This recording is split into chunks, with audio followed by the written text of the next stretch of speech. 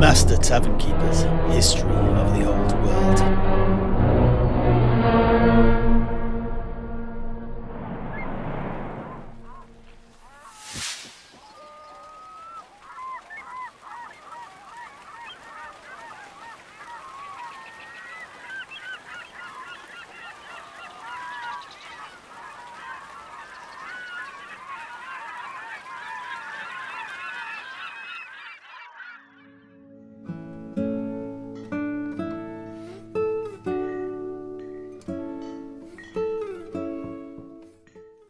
Well, go on then. What happened between this Harald Redesson and Engla Brack then? These two cracked pot priests of Manan? Were there fireworks? Ah, well, more like a change of the tide. Engla told it like this.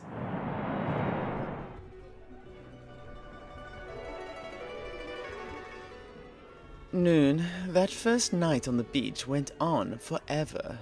My fellow rescued shipmates drank deep, and then, one by one, drifted off to sleep. But a little further away from the beach fire, Harald and I became engaged in an expansive conversation upon the doctrines, meanings, and truths of Manan. He was very well informed, but his was a raw faith, based on experience and meditation. Indeed, a phrase he oft said was this. As everyone knows, meditation and water are wedded together. This way of thinking was in opposition to my own book-learnt approach and my predilection to hearken to the thoughts and follow in the footsteps of my forebears in the cult. He called me his salt-water knot, and said he took it upon himself to unpick me and free my mind. Oh, how I scoffed. Foolish to think of that now, though. Eventually, the sides of the furrow of our repartee grew too steep for us to dig any deeper, and thus we too succumbed to sleep. But the next day we were again drawn to each other, like moths to a flame, and continued our tidal discourse as we began our march to the nearest major settlement, the seat of power of the Margrave of the North, the fortress of Schoenfeld in the northeast of Ostland, the home of Margrave Roland Krohn and his wife Margravine Emilia. It took us 5 days of trekking, and during this time Harald challenged my faith. I found myself opening up to him all of the secrets I had hidden. My role in the death of my university tutor, and the deliberate use of my womanly charms to climb up through the ranks of the cult. I told him it all, and he listened without judgment. Regret and grief gripped me, but in the very act of acknowledgment, I forgave myself, and in so doing, I felt myself emptying. The baggage of my early adult years dropping off the sides of the ship to be swallowed up by the ocean, forgiven and then forgotten by Manan. In the evenings we would find water, streams, pools, rivers, and springs, and he taught me to quieten my mind. I swam in the seas of my soul and found form in the formlessness. I sought out and saved the lost little passionate and caring girl within me, the one who had grown up on the River Reich and loved life as much as she loved others. I was reborn. Noon, our conversation was not all in one direction, though. As I opened up to him, so did he open up to me. And in his core, below his calm and collected exterior, I found anger. This all stemmed from his history. The line of Harald Redesson descended from the Frickings, rivals of the Ropsmen and the Erskoi, before Sigmar Heldenhammer all but destroyed the tribe for refusing to join the Empire. Harald's ancestors had fled, sailing the Sea of Claws before eventually settling on the southern coast of Norska. Here they lived independently until the village was subjugated by the warlords of High King Ormgard. The young men were turned into thralls in the fleets of the High King, and forced to be part of the horde that sacked Marienburg in 1109. Ach, the sacking of Marienburg? I've not heard of that. Ah, a nasty affair, but not the only time the city has been put under the boot of Norscan invaders. It's been going on, regularly since the 7th century.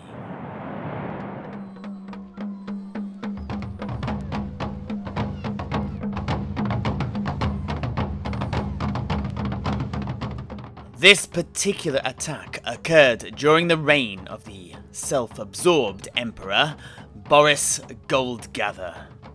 It was initially unsuccessful though, with High King Ormgard being defeated by the stalwart fighters of Marienburg.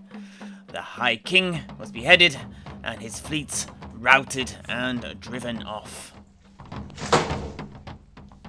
However, his two sons, Snagir Half-Nose and Snorri Half-Hand, escaped the purge and landed on Westerland with a large army of warriors dedicated to the dark gods.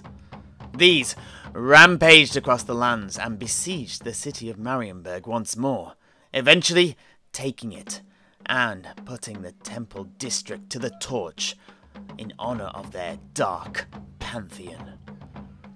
The brothers then proclaimed themselves Jarls of Vestland and ruled for 2 bloody years. However, the Norskans were driven off from the city in 1111 by the Black Plague, which brought Marienburg to its knees. Oh, yeah, if only such a sliver of fortune would be bestowed upon us here in Tobaro. Ah, actually, a plague has already come. Did you not wonder why everyone has been covering their mouths and noses with scarves? But, this plague is no saviour, for it is one that has been brought by the Ratmen themselves. Our hope lies elsewhere, I'm afraid.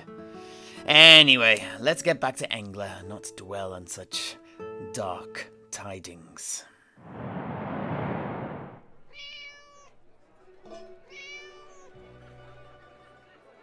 When the Norskans left the city in 1111, Harald's ancestors were left behind, and there they stayed. Noon, a stigma and prejudice clung to them down through the years, and though the family fell into the arms of the cult of Manon, as they were men and women of the sea, born and bred, they were never truly accepted by the wider community. Eventually, Harald's father decided to leave Marienburg and start anew in Nordland, where their history would not be looked down upon. Oh, yeah, this is true. In Nordland there are many with Norscan roots. But we know that each man and woman is more than the blood in our veins. We are men and women of the Empire and can choose our path without having to simply follow in the footsteps of our ancestors. Och, well, if that's the case, I have a question for you.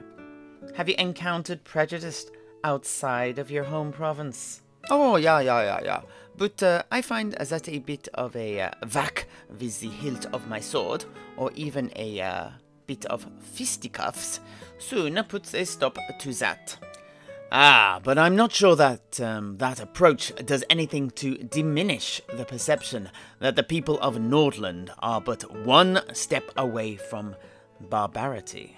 Oh, yeah. This is true, but it does remind the ignorant to keep their stupid traps shut. Well, actually, that reminds me of something Engla said Redesson oft used to say.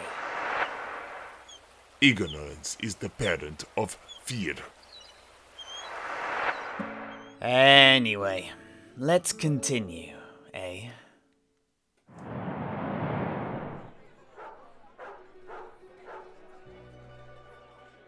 Noon, Harald and his family could not escape their fate, and as their boat travelled along the Sea of Claws, they were set upon by pirates, scions of Stromfels no less, under the cover of a fierce storm.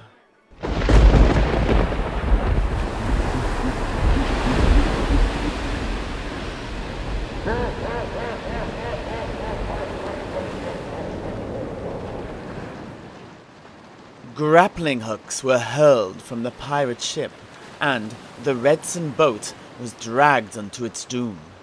They were boarded. Harald's mother and sisters were brutally ravaged and then strangled. His father was tortured and strung up, and Harald himself tossed overboard to be eaten by Stromfels kitties, the grey barbed sharks of the Sea of Claws. But it was Manan that saved him. A pod of dolphins came to his rescue and took him to shore. He survived and swore himself to Manan, vowing vengeance upon the followers of Stromfels. And vengeance he got many times over. Oh, my goodness, what a tragic tale. Ah, well, indeed. But on the other side of the coin, more often than not, it is the tragedies of our life that make us into the person we are truly meant to be. Life without pain, discomfort, and suffering leads to softness and selfishness, and no good can come of such. Fear not hardship. Fear rather the mundanity of a life lived cowering. Anyway, it was this tragedy that made Harald Redesson into a legend. Oh, yeah, what do you mean, Master Tavern Keeper? Ah, well, for a start, not only did I hear of Harald from Engla.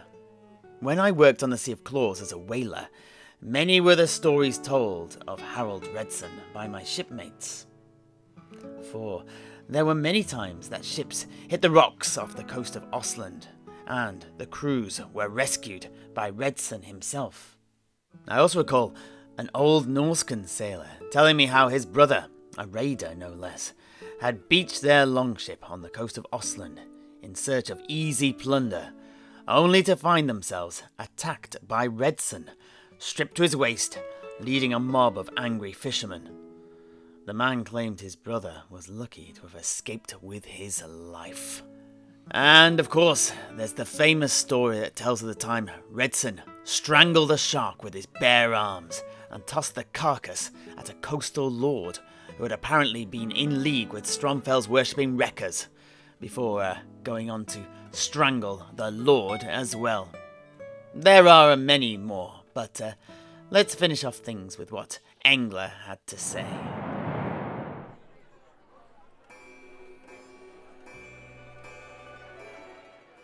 Eventually, we reached the fortress of Schoenfeld, but in those 5 days, I had lived a lifetime, and was a changed woman, unchained from the lies that had bound me. But it was here that we parted ways. Harald was committed to proselytizing on the coastline of Ostland and the lands of the Gospodars, and I had to get my crew back to Marienburg. Before we parted, we kissed.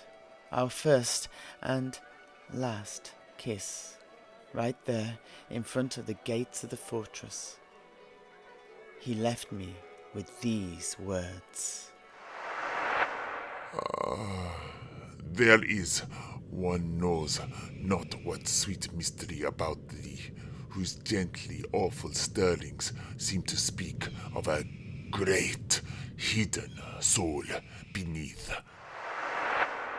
noon, and with this he went to the north, and we entered the fortress to throw ourselves on the benevolence of Magravine Emila. Thankfully, she was most accommodating. Oh, yeah. Is that it? Is there no happy ever after? No, there oft is not in life. But Engla was indeed a changed woman after her experiences. Renewed and empowered. A pawn of the cult of mana no more. She got her crew back to Marienburg. Next, she secured herself an influential position on the important ship, the Flying Hellfish, and travelled the great ocean before returning to the old world to take control of the old temple in Altdorf, and then, a number of years later, rising to become the leader of the entire cult. When I met Engla as a youth with my mother, I found her charming, extremely knowledgeable, but also touched with a depth, a longing. I dare say I was very much impressed and inspired by her.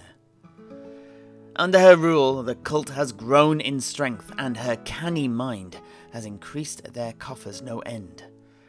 That said, her rule has not been universally lauded. Indeed, it's caused a bit of a divide between the High Temple in Marienburg and the wider cult.